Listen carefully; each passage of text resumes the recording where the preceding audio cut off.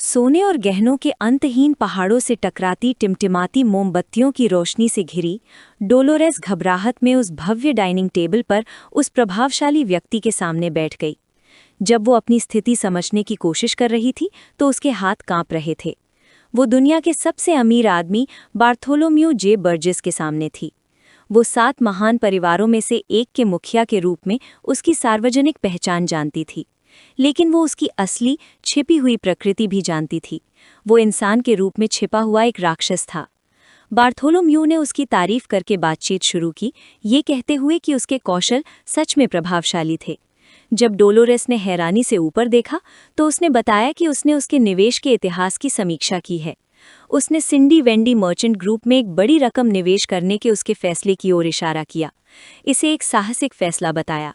उसने माना कि उसके निर्णायक स्वभाव और सटीक समझ ने सच में उसे भी प्रभावित किया था। अप्रत्याशित तारीफ से घबराकर डोलोरेस बस धीरे से धन्यवाद कह पाई। जैसे ही बार्थोलोम्यू ने उसे शानदार ढंग से सजी टेबल के पार देखा, उसे तुरंत नाइन्थ हॉर्न की चेतावनी याद आ गई। उसने उसे बताया था कि बार्थोलोम्यू शब्दों का जादूगर है और उसे हेरफेर से बचने के लिए सतर्क रहना होगा। ये महसूस करते हुए कि वो लगभग बहक गई थी, उसने मानसिक रूप से खुद को तैयार किया। अपनी शांति वापस पाकर उसने शांति से जवाब दिया कि वो बहुत ज्यादा दयालु है। बार्थोलोम्यू एक पल के लिए रुका। उसके भाव पढ़ना मुश्किल था। फिर एक सामान्य लहजे में उसने एक ऐसी जानकारी दी जिसने डोलोरेस को चौंका दिया। उसने बताया कि कार्डिनल हम्बर्ट आज उस दिन पहले उससे मिलने आया था, ये कहते हुए कि वो हाल ही में कुओ वाडिस के कई महत्वपूर्ण लोगों से मिल रहा है। ये नाम डोलोरेस को बहुत चुभा। उसका चेहरा सदमे और डर से जम गया। वो पहले से ही जानती थी कि हम्बर्ट विधर्मियों के साथ काम कर रहा था, लेकिन उसने कभी कल्पना नहीं की थी कि उसका भ्रष्टाचार इतना ऊपर तक जाएगा। बर्जेस परिवार के मुखिया तक पहुंचकर उसके हैरान चेहरे को देखकर बार्थोलोम्यू ने पूछा कि क्या उसकी बातों से उसे असहज महसूस हो रहा है। उसने बताया कि संत होने के नाते वो चर्च के न्यू टेस्टामेंट गुट से संबंधित है।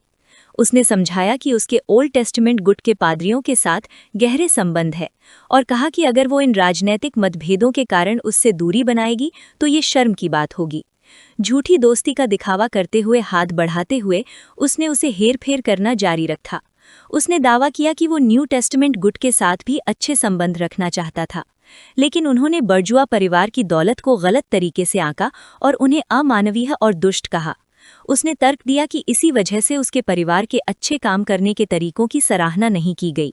अपनी शराब का एक घूंट लेते हुए उसने पूछा कि क्या बहुत ज्यादा दौलत का इस्तेमाल करके अच्छे काम करना एक अच्छा और नेक काम नहीं है। डोलोरेस चुप रही। उसके चेहरे के भाव सख्त हो गए।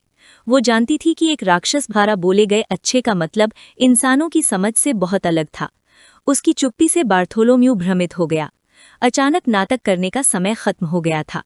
डोलोरेस ने अपने हाथ मेज पर पटके। उसका डर गुस्से में बदल गया। उसने उसके भयानक अपराधों की सूची बताना शुरू किया।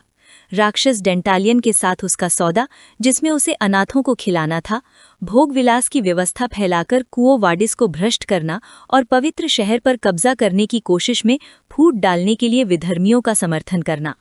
आगे झुकते हुए उसने घोषणा की कि इन भयानक कामों को अच्छा समझने का एकमात्र कारण उसकी असली पहचान थी। अपनी आंखों में निश्चितता की चमक के साथ उसने सीधे उस पर आरोप लगाया, चिल्लाते हुए कहा कि वो एक राक्षस है। एक पल के लिए गहरी चुप्पी छा गई। फिर बार्थोलोम्यू के चेहरे पर एक धीमी भयानक मुस्कान फैल गई और वो धीरे से हंसा। हंसी जल्दी ही एक जोरदार पागलपन भरी हंसी में बदल गई, जो विशाल सुनहरे कमरे में गूंज उठी। उसकी हंसी की शक्ति इतनी जबरदस्त थी कि उसके चारों ओर सोने के सिक्कों के पहाड़ हिलने लगे। डोलोरेस ने दर्द से अपना सिर पकड़ लिया। तेज आवाज से उसके कान दुख रहे थे। उस भयानक शोर के बीच उसने उस पर चिल्लाते हुए पूछा कि क्या उसे डर नहीं लगता। उसने सवाल किया कि वो एक ऐसे आगंतुक से क्यों नहीं डरता जो खुद और उसके सहयोगियों दोनों की असली राक्षसी प्रकृति को जानता था। बार्थोलोम्यू की हंसी धीमी हो गई। उसकी जगह एक तिरस्कारपूर्ण मुस्कान आ गई। उसने डरने के विचार का मजाक उड़ाया, कहा कि ये असंभव है। वो अपनी सीट से उठा और डरी हुई डोलोरेस के ऊपर झुक गया। उसकी आवाज में घमंड टपक रहा था जब उसने पूछा कि दुनिया का कौन सा इंसान उसे डरा सकता है। पलक झपकते ही वो उसके ऊपर झुक गया। उसका चेहरा एक भयानक मुस्कान में बदल गया था। उसने उसकी ठोड़ी गबड़ ली। उसकी मौजूदगी ने उसे पूरी तरह से दबा दिया था। लेकिन जैसे ही वो उसे और परेशान करने वाला था, वो जम गया। उसके चेहरे पर थोड़ी देर के लिए उलझन दिखी, क्योंकि उसे महसूस हुआ कि कुछ गड़बड़ है। उसकी नज़र वॉल्ट के दरवाजे की ओर गई, जहां तोहफे लाने वाली लकड़ी की गाड़ियां अब टूटी पड़ी थीं। टूटे बक्सों के पास अंधेरे से लाल चमकती हुई आंखें उसे घूर रही थीं, जिससे बार्थोलोम्यू की अपनी शैतानी आंखें असली सदमे से चौड़ी हो गईं। अचानक एक बहुत ज्यादा दम घूटने वाला दबाव महसूस हुआ। पूरे कमरे में रोशनी फैल गई, जिससे डेमन लॉर्ड पूरी तरह से हैरान रह गया। टूटे हुए गिफ्ट क्रेट्स में से एक से लाल शैतानी एनर्जी का एक जबरदस्त झटका निकला और पावर के उस धमाके के अंदर से एक नई आकृति सामने आई। वो नाइट हाउंड था, जो एक खतरनाक लाल आभा से ढका हुआ था। उसने ऐलान किया कि जिस इंसान से बार्थोलोम्यू को डरना चाहिए, वो ठीक वहीं खड़ा है। बार्थोलोम्यू स्वाभाविक रूप से नए आए व्यक्ति और डोलोरेस के बीच आते हुए एक मामूली इंसान के शरीर से निकलने वाली जबरदस्त शक्ति को देखकर हैरान रह गया। उसे एक हल्की जानी पहचानी गंध भी महसूस हुई, डेमन बेल्जेबब की गंध। जैसे ही उसने चीज़ों को जोड़ा, उसे आखिरकार एहसास हुआ कि वो किससे सामना कर रहा है। अपनी चमकती लाल आंखों से डेमन लॉर्ड पर नजरें गड़ाए हुए बार्थोलोम्यू ने पूछा कि क्या वो वही बदनाम नाइट हाउंड है, वो रहस्यमयी आकृति जिसने राजधानी में दहशत फैला रखी थी। जवाब में नाइट हाउंड ने अपना हाथ अपनी तरफ किया और उसने टेढ़ा मेढ़ा शैतानी खंजर बेल्जेबब निकाला। हथियार से बुरी एनर्जी निकल रही थी। उसने औपचारिक रूप से अपने टारगेट बुर्जुआ परिवार के मुखिया बार्थोलोम्यू को संबोधित किया। लड़ाई शुरू होने वाली थी और कुछ कहने की जरूरत नहीं थी। नाइट हाउंड ने हमला कर दिया। वो एक सुनहरे टीले के ऊपर से कूदा। हवा में उड़ते हुए एक सिक्के में उसका नकाबपोश चेहरा दिखाई दिया। अपना खंजर उठाए हुए डेमन लॉर्ड पर नीचे आते हुए उसने ऐलान किया कि वो लाश खाने वाले डेमन को मारने आया है। उनकी शक्तियों के पहले टकराव से एक जबरदस्त धमाका हुआ, जिससे सोने के सिक्के हर जगह उड़ गए। तुरंत प्रतिक्रिया करते हुए डोलोरेस ने खुद को बचाने के लिए सुनहरी रोशनी का एक सुरक्षा कवच बनाया। बार्थोलोम्यू हमले से बिल्कुल भी परेशान नहीं हुआ और हल्के से हंसा। उसने टिप्पणी की कि उसके विरोधी को तलवार चलाना आता है। इससे पहले कि नाइट हाउंड प्रतिक्रिया कर पाता, बार्थोलोम्यू ने अपनी एक शैतानी तलवार निकाली और आसानी से हमले को रोक दिया। उसने शेखी बघारी कि वो खुद भी काफी कुशल है। दोनों योद्धाओं ने जोरदार वार पलटवार किए।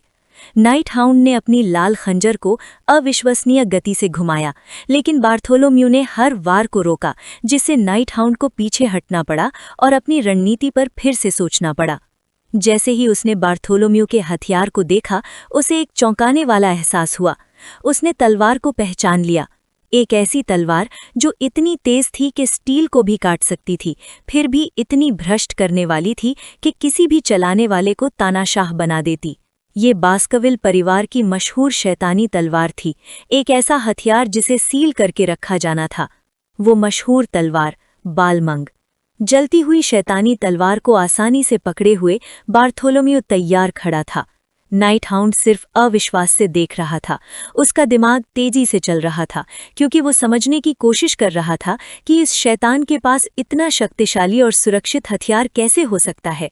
बार्थोलोम्यू ने एक घमंडी मुस्कान के साथ समझाया कि अपनी जवानी में वो इतना प्रतिभाशाली तलवारबाज था कि पिछले बास्कविल परिवार का मुखिया उससे बहुत प्रभावित हुआ था।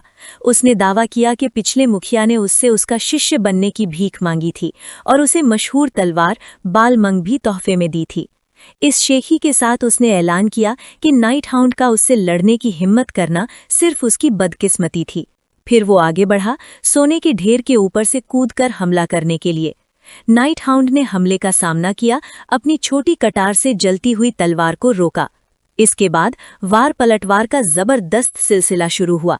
उनके हथियार लाल और सुनहरी रोशनी की धुंध में टकरा रहे थे, क्योंकि बार्थोलोम्यू ने लगातार वार किए।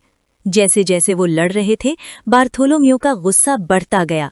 वो गुर्राया, ये सवाल करते हुए कि एक मामूली इंसान उसके असली रूप, एक लाश खाने वाले शैतान के बारे में कैसे जान सकता है, और उसने उसके शैतानी साथियों को कैसे मार डाला। उनकी तलवारें टकराती रहीं, स्टील की खनक वॉल्ट में गूंज रही थी। ये चिल्लाते हुए कि मूर्ख के खेल खत्म हो गए हैं, बार्थोलोम्यू पूरी ताकत से आगे बढ़ा। उसकी शैतानी तलवार जबरदस्त शक्ति से चमक रही थी। तलवार ने अपना निशाना साधा, सीधे नाइट हाउंड की छाती में घुस गई, जो एक जानलेवा वार लग रहा था। कमरे के दूसरी तरफ से डोलोरेस डर के मारे चिल्लाई, नाइट हाउंड का नाम पुकारते हुए। खून सुनहरे फर्श पर फैल गया। ये मानते हुए कि वो जीत गया है, बार्थोलोम्यू अपने गिरे हुए दुश्मन के ऊपर झुका। एक क्रूर मुस्कान के साथ उसने नाइट हाउंड की लाश को चबाने और उसके सिर को वॉल्ट में तब तक रखने का वादा किया जब तक वो सड़ न जाए, और उसे ये एक बड़ा सम्मान मानने को कहा।